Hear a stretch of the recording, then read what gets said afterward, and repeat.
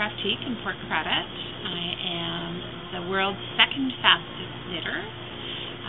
I've held that record now for at least 6 years, maybe 6 or 7 years. I've always known that I was really fast. I had Canada's fastest knitter. I've had that title for 12 years, and all of a sudden with the craze of knitting of late, that it's a worldwide competition now. So who is the first one in there? There's a lady in Wales that is 3 stitches in 3 minutes faster than me. Huh. Which, when you think about it, kind of bites. That's 1 stitch a minute. That's kind of like wrapping air one less time, and I would have had it.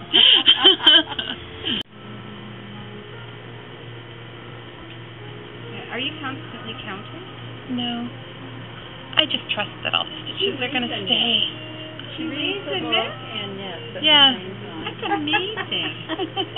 Watches TV. What are you knitting right now?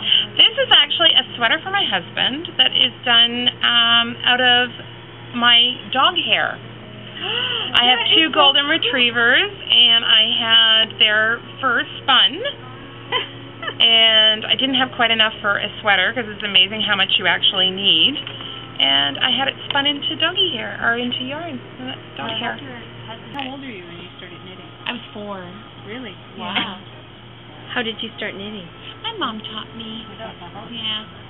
She was a stay-at-home mom, and she was always knitting for the church bazaar. And I guess I bugged her enough, and she threw some needles and yarn at me, and it was sink or swim. And I sank for the first project, but yeah, the rest is history. I've just been knitting all my life. I don't remember not knitting.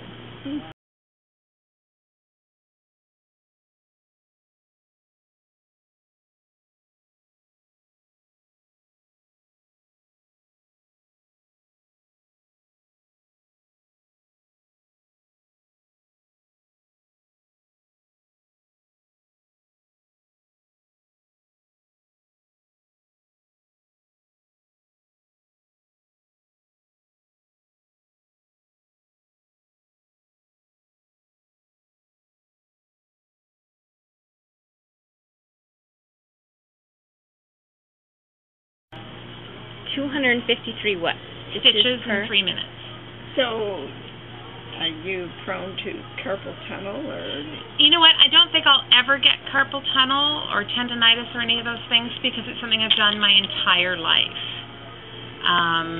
So I guess my muscles and tendons or everything are just used to always doing it. I don't think in a year there might be 10 days in a year that I don't knit. So I don't think that is something that I will ever get. What do you do during those 10 days? Can we? Yeah. I don't think they're in a row. Can we see you? Sure.